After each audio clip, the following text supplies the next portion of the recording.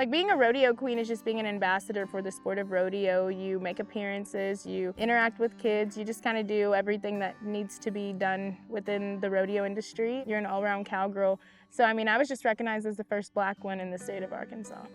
I would say like my first time ever seeing a horse and my first encounter, I was like amazed. I remember thinking they're so big, but I was like, oh my goodness, like I actually get to put a seat on this big old horse and ride it. My name is bJa'Dayia Kursh. I'm 23 years old. I'm from Fort Smith, Arkansas. My love for horses, it started when I was about 6 years old. I was introduced to horses because I was sexually assaulted and I went through like counseling. And my counselor, I always say that she introduced me to a horse and she told me that this is a 1,500-pound animal. And she was like, if you can control this horse, you can control anything that comes your way. She set me in a saddle that day and she handed me the reins to my freedom. Horses are very intuitive with everything going on around them. They don't like a situation or they don't like where they're at, they're uncomfortable, they're gonna show you. And I feel like just the way that they're able to express themselves and just be so freeing and so big, but also so loving, I feel like that's where the connection really comes from. My family, they're actually like very city people. I'm kind of like the only one out of my family that rides horses. I didn't grow up on a ranch or anything like that, but it was like as quick as I could get to one, I did. So everybody always wants to know what she rides. Do her mother ride? No. I like them, they pretty, they big, but no, I'm not getting on. When she first told me she was going to compete, it was like, I was surprised, but I wasn't shocked. And they do the routines with the horses. I freaked out. I used to be at the practices like, okay, other kids sit down, be still, we gotta just focus and watch. What if she fall, what if? She fell a few times, but what she do? She got back up on her own. For someone that doesn't know anything about rodeo queening, it's just like a Miss pageant, like a Miss USA, except we have horseback, we have horsemanship, and we go through like a horse coronation and everything like that. It's very difficult. You know, you have to be very intuitive, not just with what's going on with the horse that you select to ride because you don't bring your own horse, they pick it for you. But you also have to know like everything about it. Like you don't know what the judge is gonna ask you. So we go through that and then we take a test as well. We also have interviews.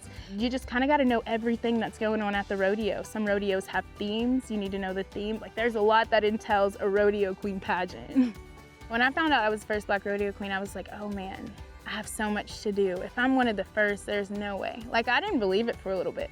So for me, like that's where it became so much less about me. Like, oh my goodness, if I'm the first, like when's the second one gonna be? And why am I the first one? Like I remember being crowned at Coal Hill on my 17th birthday, and I remember going onto Google right after that, like how can I find the woman that I need to look up to? You know, another woman that looks like me in this industry doing that, and I didn't find it. It's funny to look back and realize like how far I've come and what I really just didn't know. Whenever I had first started, I wasn't the best rider. There was a couple of us that had a lot to learn and I was one of them. But I progressively got better. Like I progressively got really good. I didn't go into it having a horse. I didn't go into it having a trailer. I just had enough people around me that believed in what I wanted to do. I was working enough to be able to afford a little bit of it, not even a bunch. And so as I progressively, you know, started having the things that I needed and started getting as good as the girls, there was so many things that just become a problem for some of the parents and some of the hostility like that I was dealing with. I was 16 years old when I first went through my racist experience in the Western industry. And I wasn't with other 16-year-old girls. This was with middle-aged adults. They were middle-aged adults treating me negatively, speaking down on me, having their kids, you know, send me videos of me calling me different names. Like until this day, I'm still dealing with it with the same adults, like the same adults that bullied me when I was 16 years old are the same adults that are trying to bully me again as a 23-year-old. I never reply to the stuff on social media. And of course, everybody see the negative comments. When it comes to the racism stuff, I just open the door and close it to me. I'll look at it and keep on going. It got so bad that we had like a mandatory meeting with the Old Fort Days Rodeo Board, and they had to come down, the chairman and all of them, and they had to speak for me in the way that I was being treated on the team and the way that I was being talked about at 16 years old.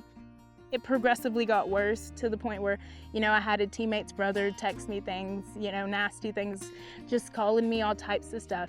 Some of the situations that I went through when I was 16 and on a team with 19 other girls and dealing with the racism from their parents actually was the reason that I sold everything. And, you know, I did try to quit being a cowgirl. I did try to quit the Western industry, but like just, you know, for a whole year of not having a horse, not having a saddle, not having cowgirl boots and stuff like that, like I learned real quick, like you can't quit who you are and nobody can take that from you either. I'm a cowgirl and I'm gonna be a cowgirl till the end, and you know, whether they like it or not, I'm here. She's a go-getter. She doesn't give up on anything. She fall down, she gets back up on her own. I just feel like she's so strong-minded.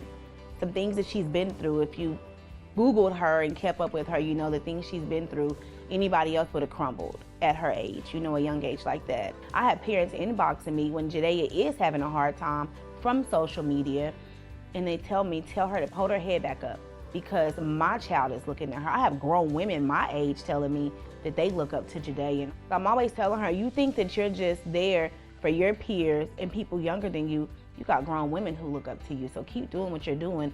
No matter who try to step on you, dust yourself off and get back up. Having kids come up to you, you know, that are inspired by what you're doing, that's where I always say what I do in this industry is so much bigger than me. It's not even about me at all. It's about the next young kid that can come up in this industry, whether it's, you know, whether you're Black, whether you're Hispanic, whether you're anything. Like, I just want to see more diversity in my industry. That's so important that kids see representation and that kids know that while I am this color, I'm whatever color I am, or whatever complexion people perceive me as, it's like I see someone that looks like me. You know, it's important that kids see themselves in positions that maybe, you know, they don't see it all the time. The knowledge that I want kids to learn and to know through animals, through Ag for Kids, it's not really that difficult. We teach kids about food, we teach them about healthy diets and being athletic. You can make it so kid-friendly. You can introduce a kid to a cow and be like, you know how you love that steak, you know how you love this, you know how you drink milk all the time, like this is where it comes from. It's getting the kids excited about it. A lot of them just don't know, they just lack the knowledge. I'm a very proud mother. People always say, everybody tell their kids, sky's the limit. So I tell you this, sky's not the limit because there is no limit. You keep going.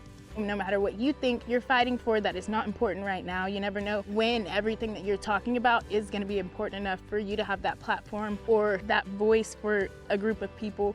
And you never know when that time will come. So it's like, never be quiet about what you believe in. If you believe in something, you know, stand on it and own it. And not everybody's going to believe in what you believe in. Not everybody's going to agree with what you're doing. No matter what you stand on, what you speak for, just never allow anyone to mute you.